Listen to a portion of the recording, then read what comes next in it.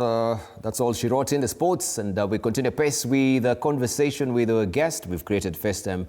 If you're joining us right now with Professor Gitile Naituli, who's a governance and policy analyst, a lecturer at the Multimedia University, and also we have Ambrose Weda, who is an advocate of the High Court, eagerly waiting to be joined by Churchill Suber, but it seems at this particular time, this is far much spent. He will not be joining us. He was caught up in that Nakuru-Nairobi highway traffic jam. He was actually traveling back to Nairobi and he promised to be here on time, but that seems not to be affecting. But we continue apace with the conversation, as I just mentioned, and we're looking to untangle a host of issues. First of all, we began with the expenditure in government, just looking at the front page of tomorrow's Star, where State is spending 17.2 million shillings daily on tea and mandazi, and it was being explained there by Ambrose Weda. This story is tucked away on page 4 and 5 of the Star. And also we shall be discussing a bit also on the Disquiet City MCA's protest route to Raila Odinga on Sakaja. If you've not seen the editorial cartoons, this is what they're holding as well. Just to tickle your funny bone, the MCAs and the Governor Sakaja being protected by President William Ruto and Raila Odinga. We shall be talking about this and the state of affairs as well in Nairobi, where we have bugbears and fears right now. If you're in town by 6 o'clock, 7 o'clock there along Galitos, if you've seen most of the clips, there are people expressing concern on the security in the city right now, where young men are carrying, young men are carrying feces, threatening and carrying knives. They'll rob you, they'll even threaten your life. So this is a dire affair of the city. This is what is also putting Sakaja on the spot. This is also Stano in the People Daily, another count with 9 lives, talking about impeachments and more impeachments in the governorship. Save our soul, save our Sakaja. And Sakaja has been saved, looking at this editorial cartoon there after that meeting with the Right Honorable Raila Odinga. Ambrose Weda, I think we took a short break when we were coming to you. I think you had a contrarian view on what Professor Gitile Naituli was saying. Three things. Number one, he said Kibaki's government was the best. Kibaki was in power 5 years. And within those 5 years, he lost the country. The country got divided. Kenya went into 41 against 1. We fought and cut each other because he closed himself in State House. What do you mean he closed himself in State House? He was inside there. People didn't go there. As the country was dividing into 41 against 1 and all these things, he was nowhere. A president must be open up to people. People go to State House, they come, he also comes out, he meets people. So this is a multi-ethnic country. It was not an open policy, open door policy that we can see being, exemplified by President. You never heard, maybe you are so young. They used to say he's a say nothing, what nothing president. And the result was the country brewed itself into 41 against 1 before we realized we almost lost Kenya. Had Raila not said, enough is enough, let us reunite, we may have gone Somali way. So But looking at the economic indices... let me develop this. Even economic indexes, if you want, I will say. But let me say that. So then the Nusumukate government came, where now all Kenyans were there. But it was now an open government. You would see people in State House, they go in, they come out. Now, in State House, they have a budget called hospitality.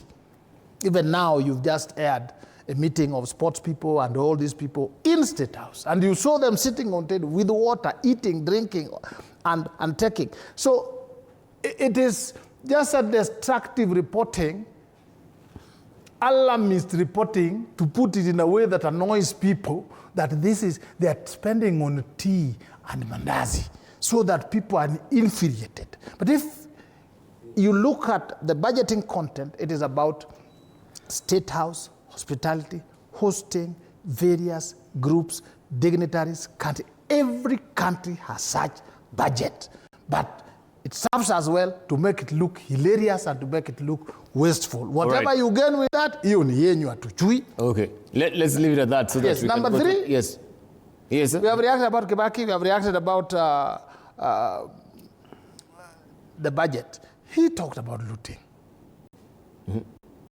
And statecrafts, the way people would have done it. Prof, the people of Kenya are more clever than you. That is why they elected Moi, they elected Kibaki, they love Raila, they elected Ruto. This kizungu mingi ya intellectuals, they also appreciate it and ignore it. So the government craft involves bigger than textbook approach to leadership that you are advocating. All right, Prof, you got a rejoinder. Margaret Okango is not a politician. She's a controller of budget. She has no reason to exaggerate anything. It should shock any right-thinking Kenyans that the State House can spend 17.2 million in daily. How many people are they feeding on a daily basis to consume that kind of money? I think, but I also like my friend here, he's very hilarious. He says, Fortwan against one was as a result of Pentagon, was the result of Kenyans wanting to insert a tribe into the campaign, and it probably worked for them. I think they were able to enter government. And unfortunately for Kenya, by the way, that you have brought the Fortwan against tier one, that team is now together. So maybe we need to begin watching what will happen in 2007, because the Fortwan against one team is the one now running the state. You can't tell me that the Kibaki was policy was to isolate the Kikuyus. He happened to be a Kikuyu himself. So that argument is inaccurate. Now, what you notice with this expenditure on the State House is the brilliance of William Ruto. William Ruto is a quintessential hustler. He wants to use hustlers to sell them failure. You see, when you go and give these poor people 10,000 and they have school fees they didn't pay, and the child has been sent home because the government has failed to send a capitation, and these people get the 10,000 and go and pay school fees. Do you know their mind may change actually on the president? Because Uhuru didn't give them that money. Kibaki didn't give them the money like he's saying, because Kibaki was doing bigger things like making everybody educated, making everybody employed by promoting consumption and production. So it is easy, like he says the Kenyans are more clever. I agree. Because you give them 10,000, they go and pay fees, you meet them on the road, and I can be, you know, my friend, Uhuru never give me 10,000. Ruto has given me 10,000. Kibaki didn't give me 10,000, he has given me. Or you have a sick person, SHA has failed to work. I'm just explaining how you can settle failure. If you're intelligent enough and you have the money. SHA is not working, that's the fault of government, that's the failure of government. But you are 10,000, you got in State House, you can go and remove somebody from hospital who is grounded there. And it's very easy now to move around and say, oh, you know, the 10,000 I got from the president, I'm being able to remove my loved one from the hospital. So when you see a government bringing people to Nairobi for handout, you should get very worried, because that's not how government is supposed to work. Government is supposed to have policies that change your life. The plate of Getheri or whatever it is they are eating there, and the handout, whether it's 10,000 or 5, it cannot change your life. So the government should never engage in any project that does not fundamentally change your life. Government exists to change you. And that is why Kibaki's concentration on building roads was good. His concentration on free education was excellent. In fact, that is why today the government seems to be having a problem with the young people, because this is the most educated generation in the history of Kenya. This was the Kibaki free education generation. They benefited from free education in primary, benefited from 100% transition into secondary school, and then benefited from the parallel programs. what that means is this stock of educated people, they have a problem because they can understand what's happening there is not accountability. They can understand what's happening there is not empowerment. They know what empowerment means. Okay? So, my brother here, he can try to defend the impossible because it's very hard to defend 17.2 million daily when there is no desk for some children, when there is no bed, when people are sharing in bed in hospital, go to natural hospitals, you will see people sharing in bed. Okay? You can't defend that. What you can do if you want to help the government is to tell them, please change course. Okay? This is not how government runs. And they have 2 years, I think, guys, remaining to change course. But if they continue in the trajectory Ambrose is recommending, I want to assure you that they will be replaced. They will be replaced by somebody who knows how to run in government. Right. That's an eye-popping figure. 120.4 million shillings in a week going to hospitality. Yes. And you're talking about, austerity measures. We're going to cut back on the spending. We're going to cut back on the traveling. I mean, this is a niggling worry where we are right now. I think if you take your mind to a specific narrative, you'll always see it that way.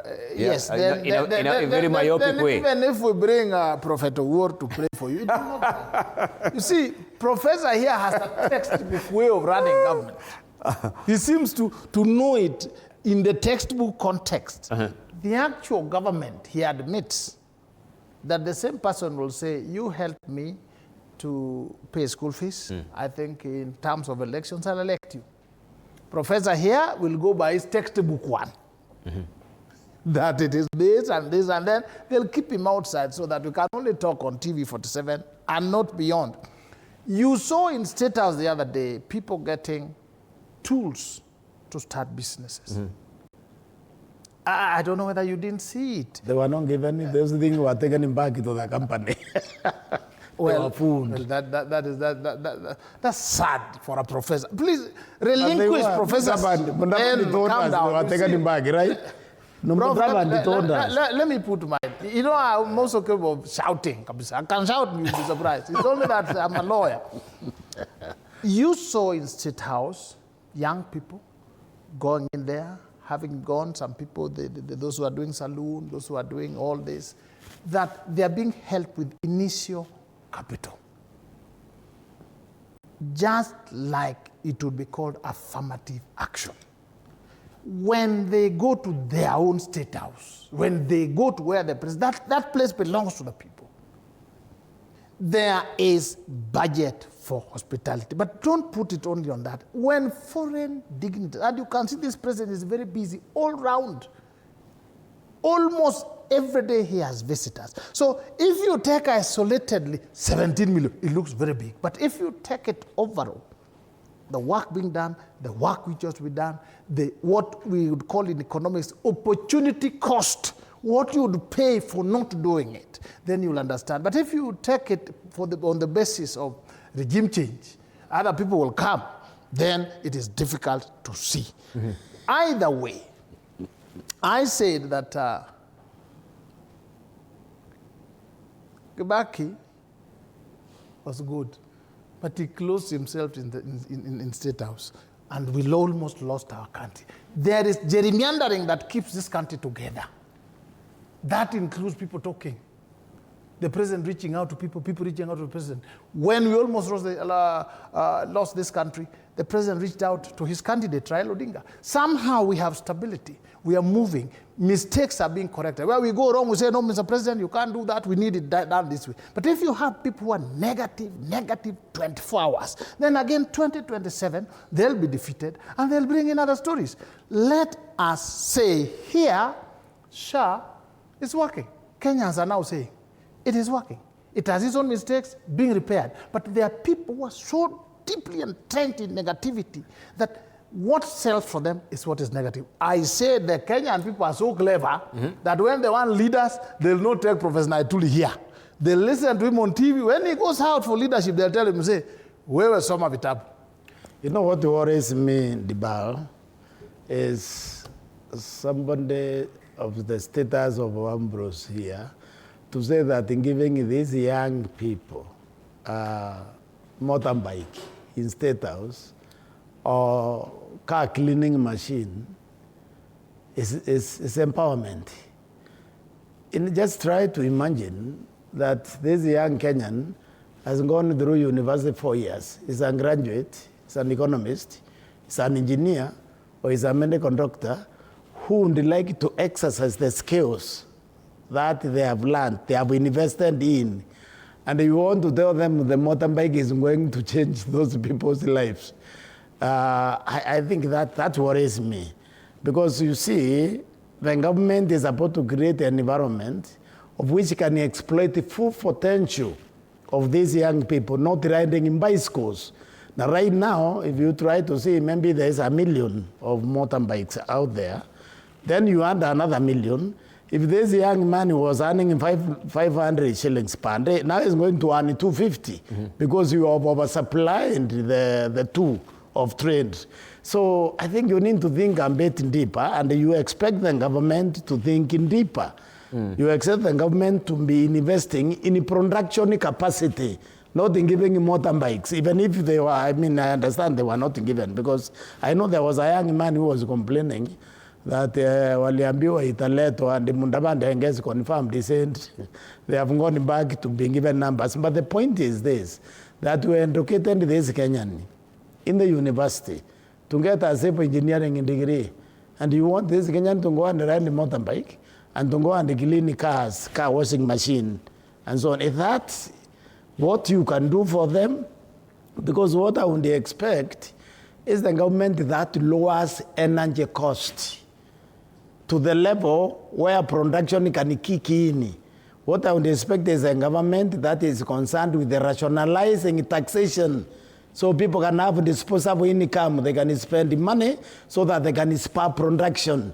I would like to see a government thinking in big, not in giving people motorbike or water pump, these machines for washing cars. So I will not praise the State House items. All right. Yeah. Okay, let's gravitate now to discussion and return the crack a bit to what is happening in Nairobi as well. Ambrose, and I'm sure you've seen some of these clips, people expressing, their reservations regarding the security of the CBD alongside Tom Mboya there, Moi Avenue. Things are not looking good, and this is worrying. And it puts, as I've mentioned earlier, the governor of Nairobi on the spot regarding the security of the city as it is. Some are saying, these are just chokoras, so to speak, that are now coming back to the CBD and threatening the security therein. So we can try and juxtapose this with what is happening also with the governorship of Nairobi and the impeachment and how he was saved from the dragnet by the two big honchos, so to speak, or big kahunas. Thank you, Dibal. Thank you, Dibal. In reaction to that, let me just remind Prof. Graduates from universities are very few. So don't think when you see young people, they are very few. It's only that you are in university, so that every young person you see, graduates who should do this and that, they are very few indeed. And some of them you also taught subjects which are not needed in this economy. You have given them degrees, you have taught them, but this economy does not require. For instance, sorry to say, my colleagues and friends who have studied anthropology, how Sinjanthropus was there in Olduvai Gorge. Yes, it is good, but our economy for now, we can't afford those ones. So when you go back to university, also restructure what you teach so that we come out with what the economy needs to spite. But that aside, Nairobi's problem is not governor's problem. Nairobi's problem is structural. And as long as we treat Nairobi as another county, we will have problems throughout. Why do we say so? The governor of Nairobi is elected. So 99% of his policies must be laced with politics. Good sense require that matatu should not come into the city. That there's such a huge voting bloc that if you leave them out, they tell you elections are coming. Good sense requires that you not have people just seated there running families on the road, in the streets. That's good sense. But reality requires the other people say they have rights. You can't touch them. We will vote you out. So until we understand the structure, please, let's not say, oh, the governor was supposed to be impeached. Impeachment is not about governance. Impeachment is about interests and how things are difficult. Go and ask Professor here. His community impeached a lady just because she's a woman. Kawira was impeached just because they just couldn't believe this woman is a governor. How? They did everything until the Senate said, take. That is, historically, there was another first also woman from the area, Anareta Karim Njeru. She became MP, I think by some stroke of luck. They didn't sleep until she was removed. So, movement being removed by MCAs. MCAs are not angels. They play politics. They play both political politics and economic politics. But if we are talking about governance, Nairobi needs a budgetary allocation, huge. Not this small money is collected from Naituli's car when he parks, and he also doesn't want to pay. He wants a reduction. Right, but they say So Sakaja has been perching himself on the pedestal. He cannot even be reached by the MCAs. He's, sending proxies. I'm not defending him, but you saw the way Kawira was removed. These MCAs are the same. The Nairobi ones are worse. That is why when they were called by their bosses, and the bosses put them down, then it was not about grievance. It was about, okay, mzee tumesikia, tutati. What we are saying is Nairobi has problems. Governor Sakaja may also have his own problems. He may also have forgotten how to work with those people. Just like even Sonko, who was ready to work with them, when the push came to shove, it was thrown out. So I think if we are going, Nairobi needs addressing. We have difficulties. Now you can't move inside there. It is very dangerous. Putting cameras alone requires millions of shillings. That has to be. So we have to restructure our finances as a country to address Nairobi as a capital city first, then as a county second. Then leadership also cannot be at the whims. If the MCAs don't like you, they impeach. So is it if you talk to them nicely, they leave you. If their bosses talk, I think we have teething problems, county teething problems. We will settle. But Nairobi needs urgent address in a more serious way from government, state funds, and then what we collect, and then regulations which are implemented and enforced. We need cameras, we need discipline. All these things. Sakaja cannot do with his askaris. Those askaris, but listening to other governors, just listening to what you're saying, that Nairobi has, first of all, is a financial issue. They'll really sigh and laugh because they are located, looking at. Let me ask you the Dora and the CRA. Which governor? Yeah, he's got a good sum of money to run the city. No. Even the collection that he does collect. No. So it should not be. It's a matter of leadership and efficiency coming from that particular office. Right, Professor Naituli. I think my friend Ambrose is not reading the social media. Social media is fantastic in explaining what is happening. One of the posts I saw is that we are back in the 1990s. So what is the difference with the 1990s? 1990s, if you look at the poverty index, was rising. So when poverty kicks in, because of basically poor government policies, then the crime follows as part of that. So what is happening is Kenyans are getting poorer. And when they get poorer, the reaction will be what you are saying now. The crime will basically increase.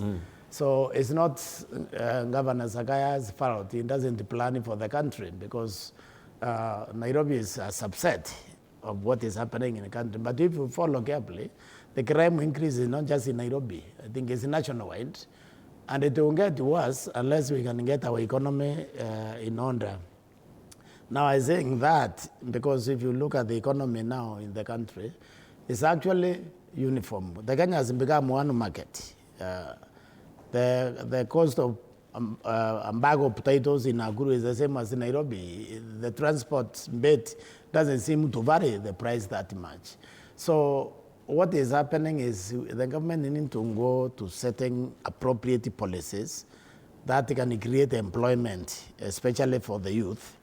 And from there, then the crime goes down.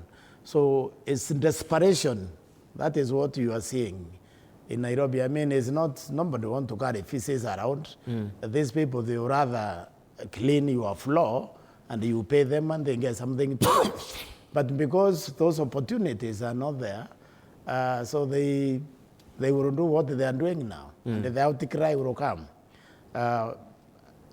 You see, I don't know why, you know, the president has beautiful policies when he was running. The Asola nation, the way he wanted to build it, that was wonderful. He even initiated the Asola Fund. Then he failed to put it in a proper perspective because you can't have money which is supposed to spur business growth. And then you give it to a government agency. Government has no experience in lending anyone. Then, you know, basically that money was converted into a slush fund. So the president had better guidance.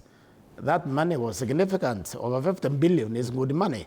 That money should have been given to, say, Cooperative Bank or KCB, and then lend at 3%. Because there is examples already. The government has already programs. For example, the housing program for government senior staff. That money was given to KCB and is being lent at 3%. And the KCB has 2%, so total is 5%. It becomes a revolving fund. So this money would have transformed micro enterprises, employing 0 to 4 employees, to a small scale enterprise, employing 5 to 19. And move on to probably medium enterprises if it was administered appropriately. But once it is left in the government the way it happened, anyone should have known that the money will have no impact, zero impact. So what we are saying is the government policies that not have thought well. They are not thought through well. Ambrosia talked about the SHA. Why would you, in your right mind, as a government, introduce a new product which cost you, first of all, 104 billion, when your expert tell you that fixing NHIF would have costed 800 million. 800 million, not 104 billion. So the policies that are propagated by this government, here's the problem. And reversing them will cost. Because they will have to be reversed. Nobody can continue with these policies and they expect this country to move. Because you see, there are basic economic principles that are being violated here. If the economy is underperforming, like this one is underperforming, you expect actually to lower taxes so people can have what is called disposable income in order to consume, because consumption is past production and expands the base. That is not what we are saying here. We see an underperforming economy of a taxation, depressing the economic situation further. And then we see policies which clearly are not intended to have a positive impact on the population. They are intended short-term intention of putting money in people's pockets.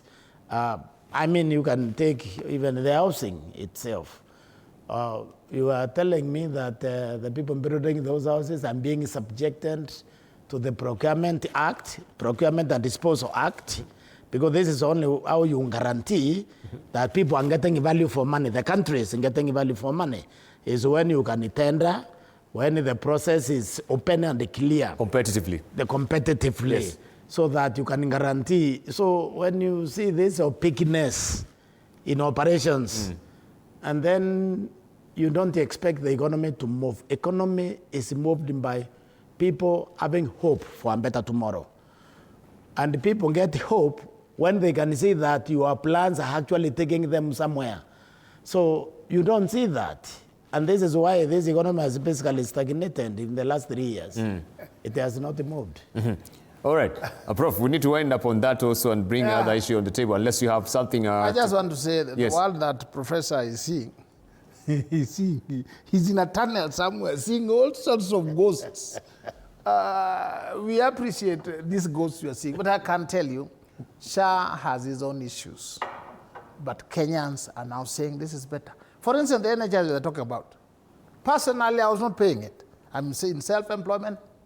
But Shah, I am paying 47,000 annually. And each of my children, adults, they are paying. That is how you build a fund to build a health system. That's how it has been built in Cuba, in other places. Now, the NHIF, the sharks were eating it. Personally, my energy, I used to hear that somebody was using it in Bomet. Now we are going biometric, you put your hand, everything. So let's give it. It is hardly a year or 2 years. Let's give it. But you are seeing a world that is so dark and has demons and all sorts of ghosts. I appreciate. You saw it even before the last election. Want to defend me or why this The last time when we were going for elections, you saw all those ghosts, and I kept on telling you, Prof, relax. See these things in this perspective. So, the country is not as bad as you're saying. There are things which are working up well. They are a bit costly. They're a bit painful, but they are good for this country. When I pay 47,000 shillings for Shah, it's not that I celebrate. It's not that I look for them willingly. It is that the law has been put. Somehow, people like me and Professor here have been smoked out. Now they pay so that we can have a system that is more well-funded, because these drugs have to be paid for. They come from another country. So what about the pilfering that is going on through the Shah as well? And people are not really coming. Listen. The pilferage was there in NHIF, you can't say no. Even this one, these are loopholes. This is a new system. These are loopholes that are continuously being closed. And you put all the Ngozi hospitals in one place. Yes, that's a loophole. Whatever. Please, Prof. I don't expect you to. As you started, there are also people who are eating in the other system. They eat here. They have ghost patients. All this. You saw the other day the ministers. Ghost patients probably are better than in Ngozi hospitals. The other day you saw the Minister of Education. They are saying, oh, they are also ghost students in schools. They are ghosts. That's a culture that has to be continuous. Professor, let me develop my meaning. Otherwise, I will also adopt a stand where I keep on interrupting. And you'll be surprised that I can do it bad. So even the Hustler Fund, Professor thinks it should have been given to banks where his friends are. To ask you, bring your cousin, bring your uncle, tell us, did your ancestor have a loan history? The Hustler Fund was for the basic person, somebody who needs 3,000 shillings as capital, 5,000 shillings as capital. According to him, he thinks able is a graduate. There are people who need 1,000 shillings as capital to go and bring omena from wherever it is, come and sell and make 300 shillings and eat. This is what the fund was meant. And from that extent, a lot has been achieved. There are his own problems, but we are working. Taking it to another bank. The bank, the bank even if they will not give you, the banks will not give you. They'll ask you whether your cousin and your grandmother were credit worthy. This is what was being defeated, and it has worked very well. Why that is painful is because you have a big salary as professor. When you go there, you are given easily. There are people who cannot be lent even 500 shillings if you follow due process. Those are the people Hustler Fund are helping. And that has to continue so that we touch the base as we move up. I want to give you an example for NHF and the Shah. I have a friend who got an eye operation at in the SI hospital there. At Lions. The Lions. Yes. This lady is a neighbor in the Rift Valley. Yes. She had what is called retinal detachment. So she went there, and the money was supposed to be 256,000. Akaona hata pata hiyo pesa, so she paid NHF 500 shillings. We're supposed to get that operation 6 months or less. Before that, you will lose the eye. She paid and waited for 3 months because NHF was maturing in 3 months. 500. She went and got the operation. And NHF cleared. So the same person now. The 256,000. Yeah, it was cleared NHF. Now, that is 500. Remember 500? The Shah, she had to operate the other eye. And she's now paying, I think he said he's paying 46. She's paying 80,000 according to what I heard her say. And now the Shah could only pay 3,800 shillings. Okay? So she had to have an Arambe to pay the rest of the money. Remember, the NHF, she paid 500 and she got 256. And everything was cleared. And this one, she's paying 80,016, I think, according to what she was saying. And she only entitled to that 3,800 shillings. Now, how can you tell me that system is working? When that money, the 80,000, can buy you, I'm very sure, a very good insurance because it's monthly. Well, I guess it's annually for her.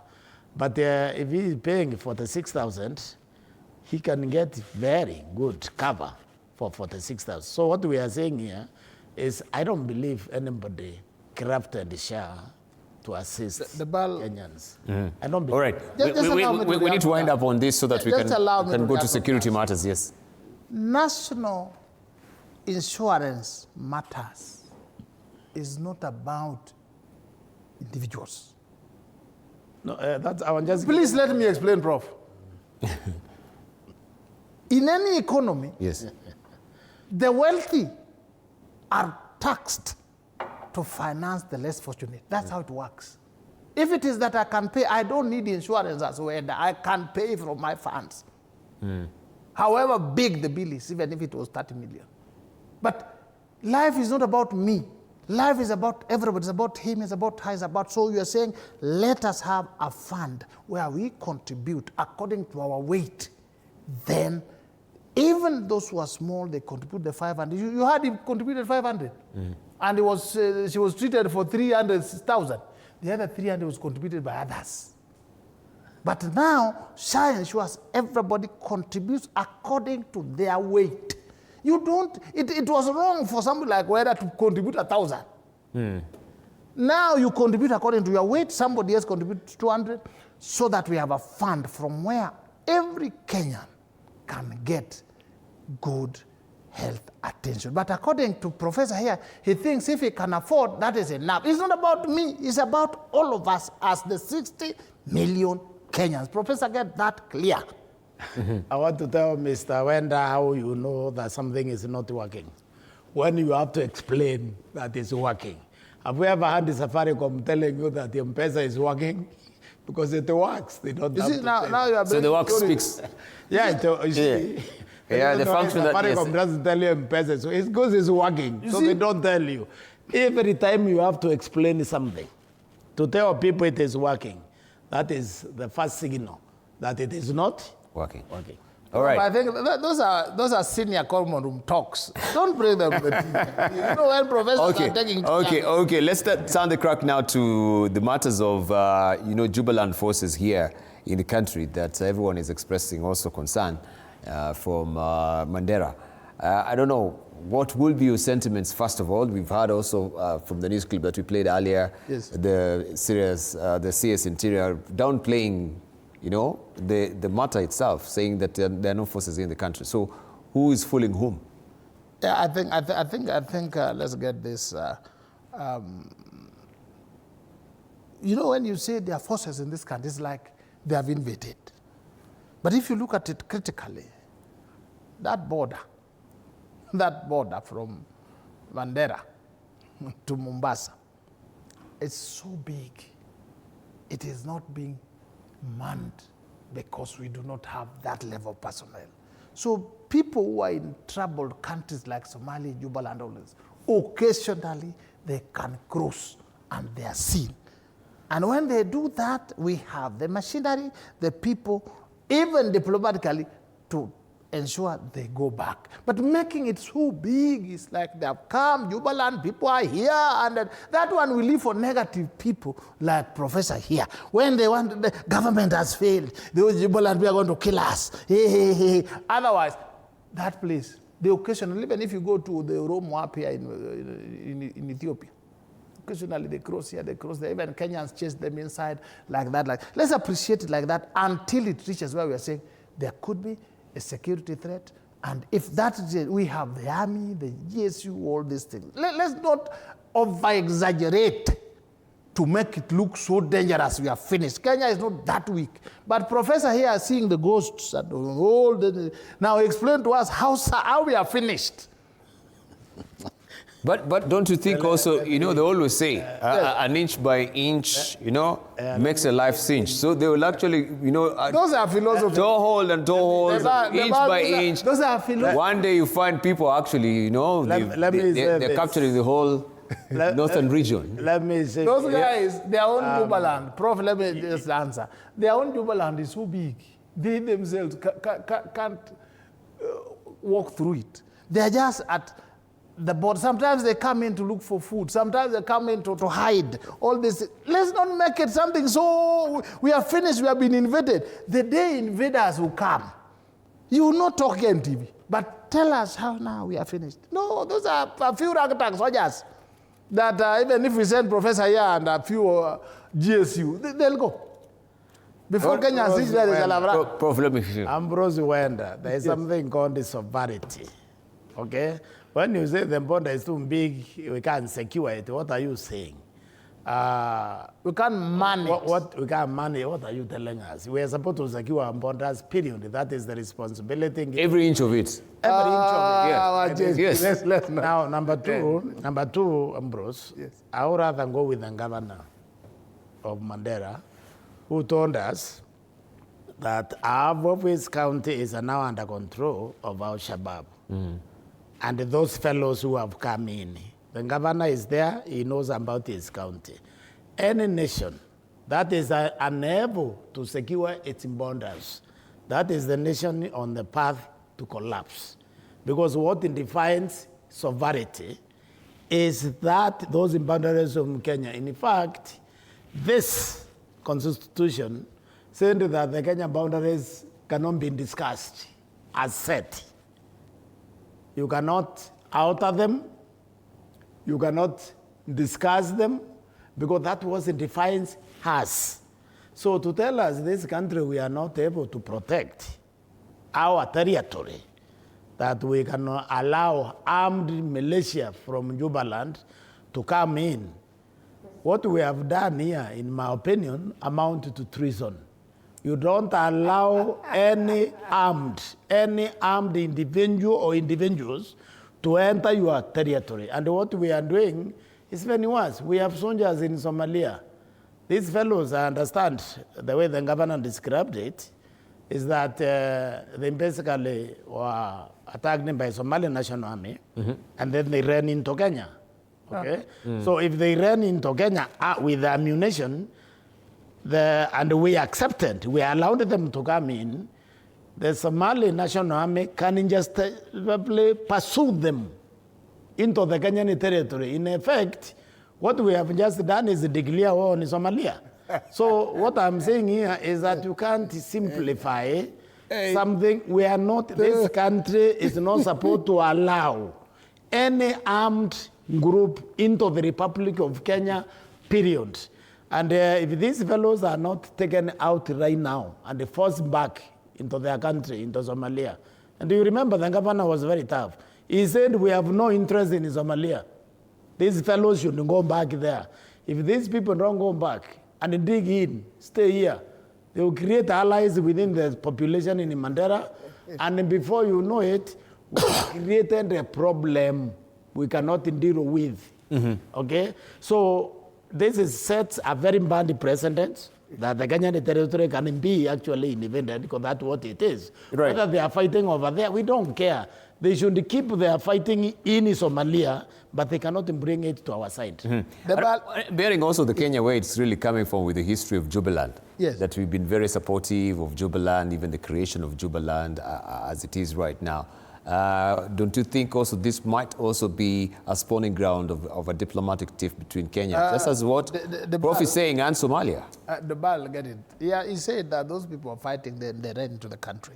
Which also I think listen, the CSR has alluded to that. The international conventions require, if they ran into the country, for them to be disarmed and then treated in specific ways. Wow, we know please. There's you don't know, you are talking senior common room talk, but now let me give you the law. If they come into the country, they're supposed to be disarmed and taken. Or if they hear Kenyans are coming, they move. Kenyans, these are ragtag army.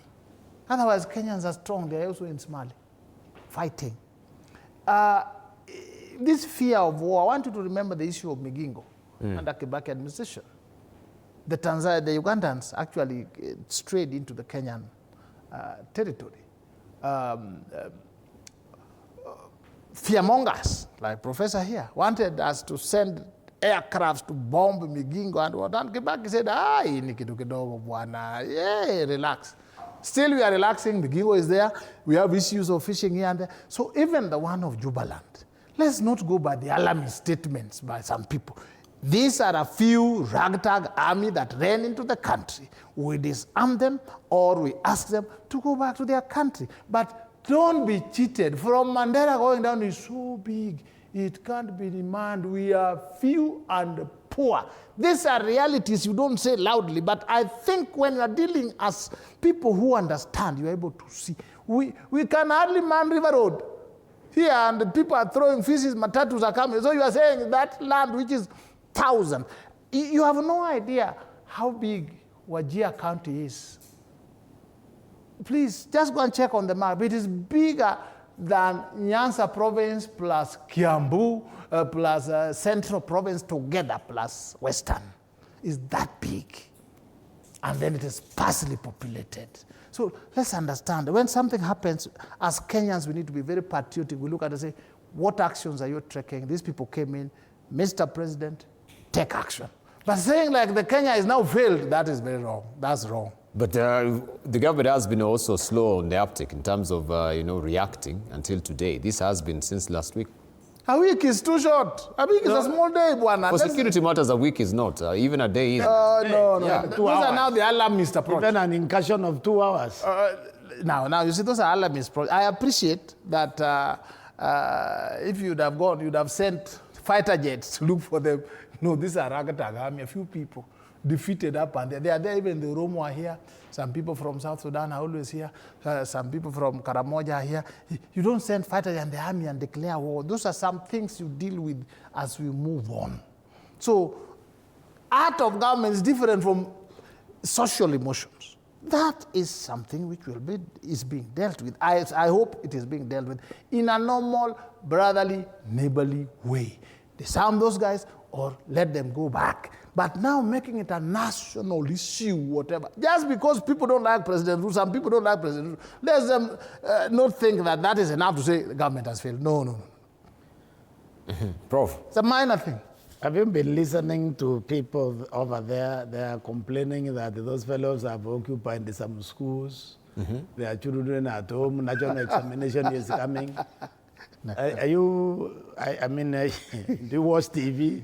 The point is this: there is no country on the planet Earth that allows armed militia, whether ragtag or not, to come into your country with ammunitions. Those guys are not coming as refugees. Yeah, and we've had also the big ticket issue being the border security in the US. Well. You know, the Mexican and building the wall. That has become a very even big campaign, it is. catnip issue. Yes. And the danger if we follow, the government follows Ambrose's kind of argument, is that these people can dig in.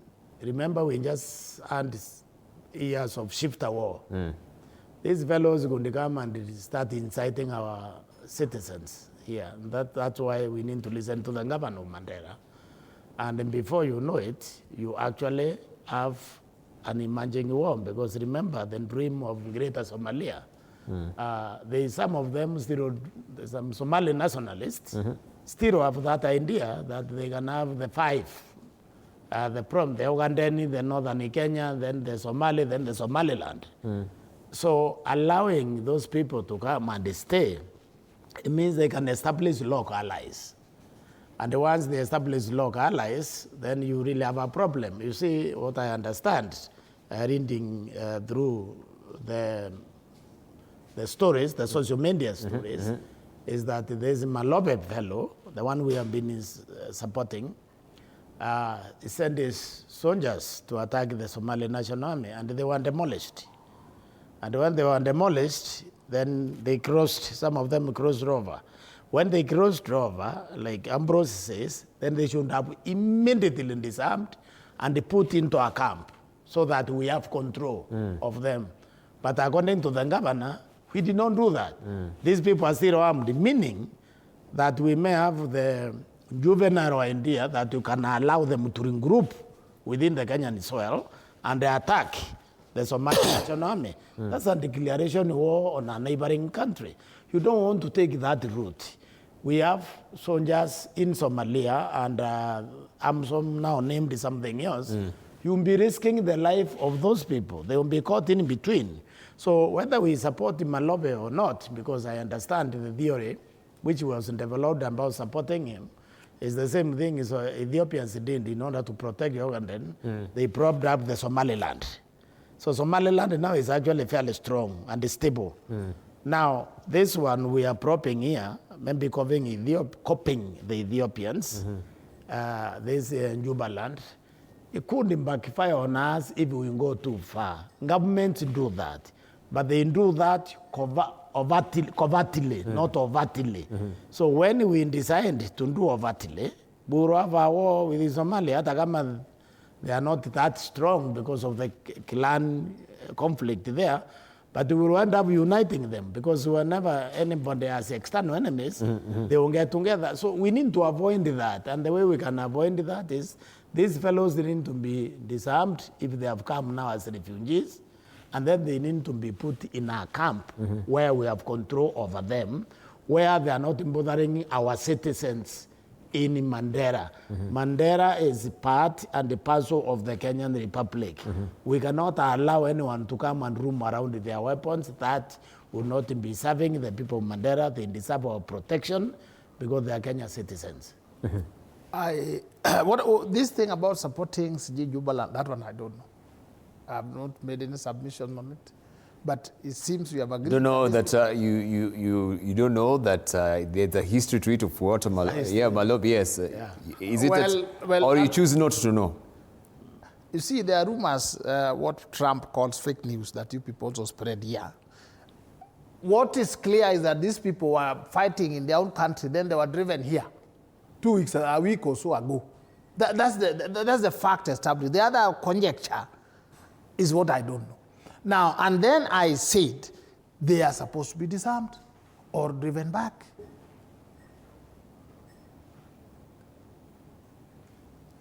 Going then to say like the government has accepted them or is defeated or they are doing nothing, that's the part I'm saying is wrong and is exaggerating things. I also said that do not imagine that the Mandera border from up all the way down is manned. It is so big. Even the US with all their wealth have failed and not neglected to do their border with Mexico because it is long and expensive to make. Now, Kenya with our little money is difficult. So as and when a few people run in, then you go and quell the fire. And I think government must be taking action to quell the fire. But coming here to over-exaggerate it, that is the part I'm saying also, no. Exaggerate it at the senior common when you are taking tea. But making it like we are a failed state, that I disagree. Those are a few ragtag people defeated by another small army that Kenyans thrashed when they brought problems here. So let us also be patriotic enough to look at our country and say we are strong and we expect decisive action, and then we expect government to brief us on what has been taken, what has been done. Whatever period, they'll brief us. But this thing of like, 1 week we are defeated. Oh, the governor. Abana, Prof, I refuse. In Jesus' name. Prof, let's move on now to the issue that has also been, in the public domain currently.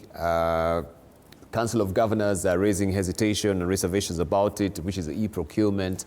In the spirit of what we've always been talking about, trying to slay the biggest dragon, last that boil of corruption as well. I think this was a good salutary move that is coming from the National Treasury, spending an eye-popping figure of 5 billion shillings to try and streamline e-procurement. But the governors can hear none of this. I think e-procurement, the governor shouldn't accept it. That is one of the positive policies, if you ask me. You know, at one time, Uhuru Kenyatta issued Executive Order number 2 of 2018, where he insisted that whenever you issue the tender, you post it in the public portal, you tell us why this won, you post all the applicants, and then you post the company that you have given with the explanation why that company defeated all the others, so that they can contest it if they think they were better than that. That was transparent. That order was ignored.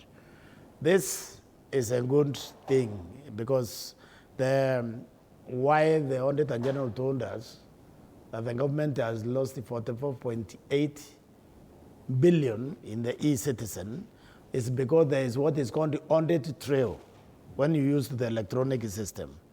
So the governors have been giving tender to themselves, either their relatives, their companies. So if this system is put in place properly, it will basically curtail a lot of corrupt practices. And therefore, I think that the national government has the power to force through that policy. Because that policy is for the good, it will increase efficiency, it will reduce corruption, and it will make us also trust the system. You see, if you look very carefully, the activity between the citizens and the county government have gone in near zero because they are afraid of not being paid after they have provided the services. And that is why, if you look at the ethics, there is now more kind of relative to governor or relative trending. Because ordinary people who don't have connection within that government are scared of doing it. This will encourage everybody to participate in the tender because they will know that it's transparent, the system will be accountable. But the government now should be able to force that through because they can't refuse. Transparency is a requirement of law. All right. The fear of e-procurement is mirrored in the hate of SHA, where now things are done electronically. If you're a patient, you go and open, you pay, you are treated, it is done. Now, the weakest link we have in this country is actually in the procurement. That's the weakest link. People talk about corruption, whatever. A lot of money is lost in procurement. Not because procurement is bad, but because the wrong people get it. Why do the wrong people get it? People who have no know-how, technical know-how, nothing. It's just about amassing the necessary papers. And you amass those papers by being advised, weka hapa. When it is E, you all put it at the same time. So if Debal, my brother, puts, and you quoted 10 shillings for a pen, I can't advise you to remove that paper and put 9 shillings. Now, the weakest link also we have are the governors. A lot of millions have gone. People have built very nice houses and very nice homes, but very little to see. So I thought that when the national executive talks, they and the governors are on one side. It is us contractors and service providers who should be complaining. But it is again satirical that the service providers, the contractors are the ones who are saying, we agree with it. The ones who receive the service are saying, we don't want it. So I think what they are saying, let them talk. But this has to be implemented. This has to be experimented upon. We see how it works. But we have to continuously move in a way that evidence cannot be removed and there's transparency. One of the reasons why now people are saying, oh, we remove the 47 counties, we just want a few of them, is because a lot of money has gone in, but there's very little to see. And worse still, some counties have done very well. You go to a county like Kakamega, you see under Governor Paranya, a lot was done. You go to some counties in the neighborhood, the governors go out to enjoy steam and sauna in other countries quietly, not even saying, I've gone here, they come back and nothing. You look, there's zero. Yet monies are given almost equally. So I think let's try it. We are still re-engineering this country, so there's need to try every method that works. If that e-procurement does not work, another one will come. But governors should let us try. 60 years is not so long. I was in Europe the other day. So was IFMIS not really working, or was people gaming the system as well? So are you sure the same people who are gaming the system at IFMIS, they're not going to game the system with the You see, IFMIS dealt more with payments. You do your work, you load, you're paid. This one is just the normal tendering, the normal ordinary tendering we always used to do and say, I want to So you control the process from the beginning until the payment. Then there's a tender box with a key. You go and put, then at night, I go and open and I check the others, then I tell you the ball, come. Replace this one so that you are the lowest payer. Now, the box is what is being removed from the offices and being put on a platform. You tender, it goes. You bring in fake documents, the others will say, the ball. When did you start manufacturing hooves, animal hooves? That's why they're in, because that's also the source where governors eat. The eaters are eating along those directions. We're not saying others are not eating. We are simply saying we are sealing loophole by loophole. How sure are we? Let us try. Okay, all right, Professor. You say the beauty with that system, usually in tendering, for example, you say that you give us 5 years of tax returns. Yes. Okay. Now, you remember one of the issues that is coming up with the share payment is that the companies were registered in January. Yes. But there was no tendering. I mean, those hospitals were registered in January, and by now they have given, 6 million or whatever. That system, if the rules of the tender, the specifications say that, for example, 5 years of tax returns, 5 years of unreturned accounts, and then you bring yours with the 2 years, we are now able to see you did not meet one of the requirements, and therefore you are not qualified. Yes. And that is why you can see that the people who provide the service providers want that one, because they can see there wouldn't be fairness in allocating the tender. Yes. So that one, the national government need to put his foot down and force it through. When you go to the villages, the roads, people give to their friends. Yes. That's a barabara. Have I ever done a road? I don't have a road. We agree with the governor. I support you when I finish. When you win, I must get some. So what do you get? Where the jenga classroom? Yes, it is good for those days, but we have to continuously clean and re-engineer this country so that 100 years to come, we will be much better. If I was in Europe and I saw what has been done for the last 300 years, and you look at it and say, we will also reach there. Let us pay the price. And that price, for instance, if you take, for instance, let's say Mata House Store, you tender, tell them, give us your experience, your bed capacity. Also, there is a Kanonweda hospital. Then you also tell us, bring your nini. I'll go and manufacture the accounts. I'll go and manufacture them for the last 3 years. And then we put, and then you sit. The tender committees in the home, they say, I think we know whether you are getting. Now, as Professor says, they'll say, this hospital, we have not seen it. So let us try. Governors, give us a break. We love you so much, we elected you, but for at least, let us try. If something is wrong with that, we will correct. We will bring something else, but give us a break. Fantastic. Okay, so now I think we should wait for that to shake into place and see how e-procurement will try and stanch the flow of corruption. Yes. Lastly, because we've got a few minutes just remaining, I wanted us to focus, and I know it's just far away, but we saw IEBC also, they stand on the ready with the voter registration, the upcoming by-elections in November 27th. This is bound to be a very critical litmus test for, you know, UDA, ODM, and many parties that are deemed to be big parties. We're going to see a rift. We're going to see now who, and maybe this will be a bellwether of what will be coming into 2027.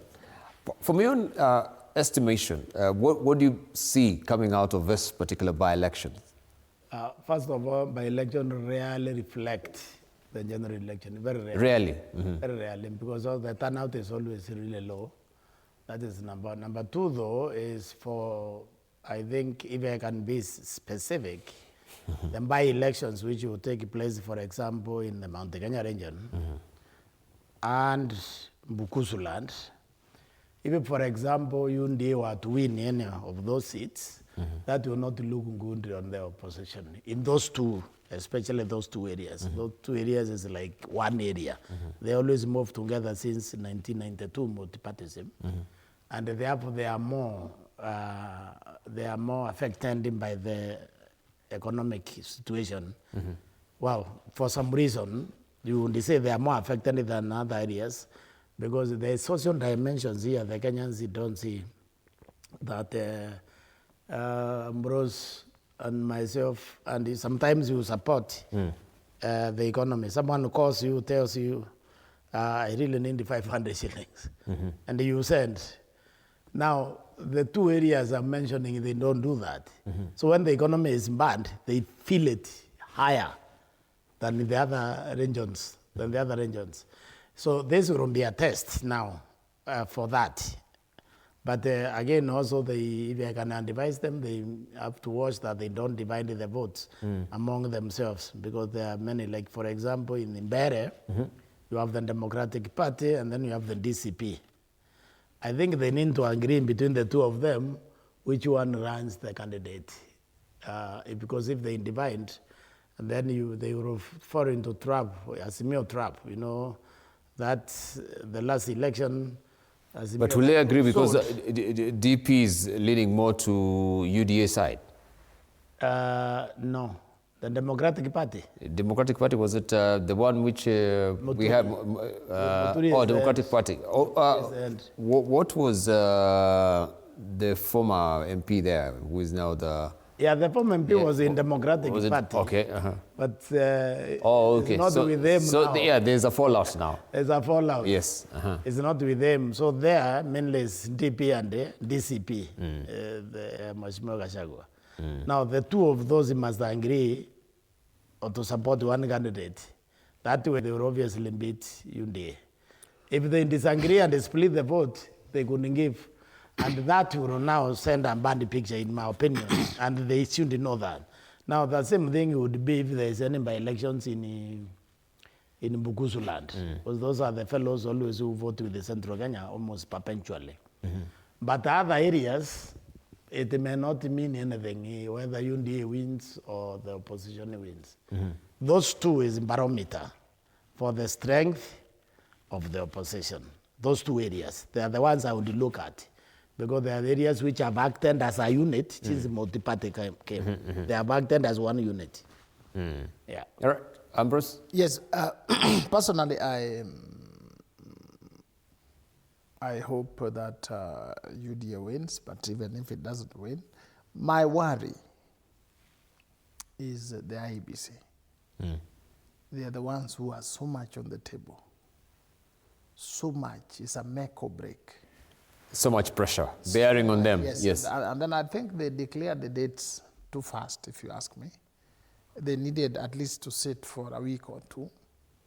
So if something goes wrong, something goes wrong in any of those by-elections, it will haunt the IEBC and haunt the country all the way to the general elections. So now that they have called the by-elections, they need our prayers, but we are also appealing to them to burn the midnight oil to ensure that everything is done transparently, properly, and efficiently to the letter, so that the Kenyans can say, yes, they did it well, they seem to be competent. Even if those who have lost say, oh, there was rigging, but in our own hushed tones, we say, walijaribu, we hope they'll do this in the national. If they miss any of this, it may not spell well for the general election. That is where my prayer is, and I pray for the new IEBC chairman. May God be with them. But IEBC was really pinched for time. You know, they had to make that particular declaration of the date very early because everyone, I mean, those constituencies, they've been suffering for the longest, no representation, like in Banisa. Yeah, Banisa for almost 2 good years. Yes, but it is not that. Again, it's 2.5 years. It's 2.5 years. It is not this IEBC, these people, that have been made them to do that. They came into office. I'm talking about these people. But still it is IEBC. So even if they were previously, the commissioners were out, and it's still IEBC that has not been interacted. Let me repeat where my worry is. Yes, they are pitched for time. You can be told you need to do it. But you do it wrong because either you have inexperience or lack of proper preparations. The damage will be much bigger for the country than if they reorganize themselves. I actually disagree. I think for the country it's irrelevant how they do the by-election because, I mean, you saw how they were appointed. You saw the petitions. Some of them were not shortlisted. There were 100 dams there. So they were already in at the last minutes, 5 of them. It was a whole symbolic sort of... in my opinion, especially the opposition, have zero reason to trust them. What they need to do is to trust the law. They need to make sure that the election, the general election, ends at the constituency as the law requires. Finishes at the constituency. Because once you do that, then you don't have the servers, you don't have the gamangos, because it's constituency by constituency. Yes. That is the law. That is Article 86C and Article 138. It requires that presidential election is held in each constituency. So, and enforce that. The opposition need to enforce that. Once they enforce that, the other thing they need to enforce is to get the court to order IEBC to gazette polling stations 6 months before the polling day. Now, the reason for that is if the government, because it's the government creating ghost hospitals and paying them, it is the government creating ghost schools, you know, the Auditor General report. So you feel we'll have them, so they can also ghost polling stations. Ghost polling stations.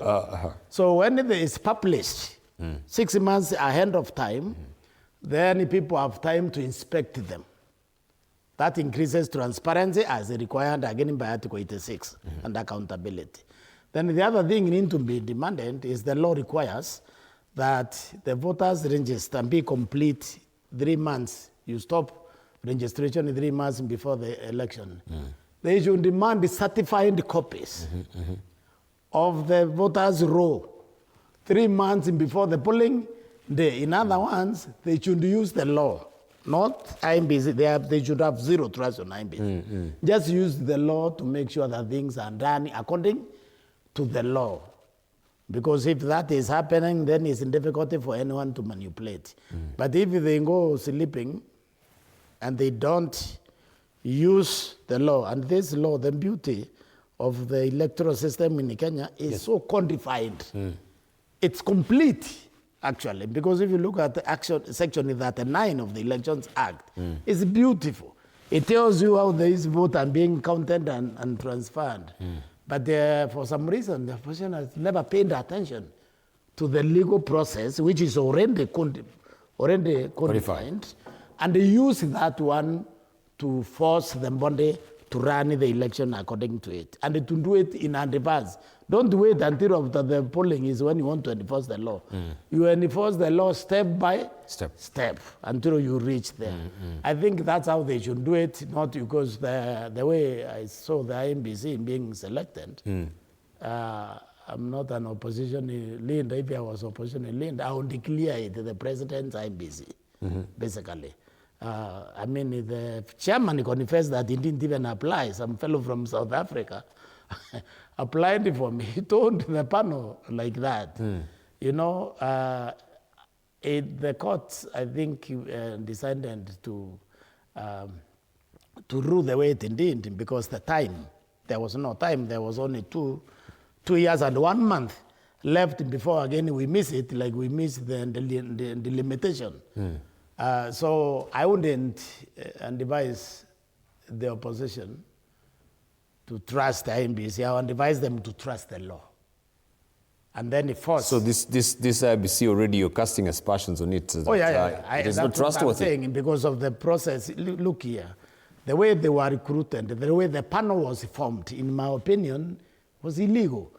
Raila nominating people to the panel and Ruto, according to the Nandiko report, they are not the only candidates. You see, there is other candidates in the race. You understand that? So those nominees, for example, I could say they contaminated the process already. The nominees which came later. The 5 of them. Yeah. Yes. You can say they contaminated already the process. So when you look how the panel was formed itself, it can tell you that we really don't have a... Don't you think also maybe that could have been by design so that it can scupper the whole process? We have also the court litigation being subjected there. There's some delaying tactics. That is how it was meant to be played out? Well, then we find ourselves submerged in a constitutional crisis? Exactly, that's why the court did not really take those petitions serious. Okay. Because they couldn't have... I mean, there was a legal weight. They saw through it. The case was arguable, but then they saw through it. Where was the time? And you need a stable country. You need that body. And I agree, you need the body in place. Once it's in place, then now use the law to make sure they do the right thing. Thank you. All right, let's get our closing remarks from Ambrose Wedath. Anyway, for me, what I was saying... Your closing remarks, yes. I'm saying that the IEBC, because of the time, these by-elections will be a litmus test. If they make mistakes, it will give a justification that they are not good enough. If these are the stories that the professor is saying, I don't want to enter into them who applied for what. They need our support, they need our prayers. Because their work may make or break this country. And those who have already started besmirking their work, even before they start working, we ask God to forgive them. They are the enemies of this country. They're the enemies of a state. Yeah, they are the enemies of this country. Everything is bad. I said, Professor sees some ghosts in a tunnel. Everything in their tunnel and their ghosts. Unless I've always thought you are a preacher. The preachers don't talk like that. They don't personalize the debate. You see, I try not to disrupt you, but I realize that, when there are ghosts all over, you can't rest. We need to give them every support. We need to give them every guidance because we need peace in this country. Amen. Whether in opposition or in government. And just so that you don't make a mistake again, the law requires elections are at the polling station. That is general. I know that. Yes, so, but you say that the constituency. No. Don't mislead the students. What I say. Now, when the lawyer talks, now you are a social scientist. You partake. You are quoting the Maina Kiai decision, which I don't know. Which you don't even know that. So what I'm saying about the constituency is to avoid in Nairobi, to avoid the flying, resort from polling stations to Nairobi. The law actually does not allow that. The minor guy decision was good. The polling station is the nearest to the voter. So that from that 4A arising from there is final. But so is the collated result from polling stations, which is done at the constituent tallying center. That is Fantastic. the point. All right, let's leave it at that. Thank you so much. 6C. Professor Gitile Naituli, thank you for coming through. I really do appreciate your appearance and, of course, giving us some insights regarding a raft of issues that we've discussed. Ambrose Weda as well. Long time to see you, but good to see you on this other side of the tracks as well. Thank you so much. All right, thank you for your valued company. You've been watching The Insights, and I just want to wish you a restorative sleep. Good night.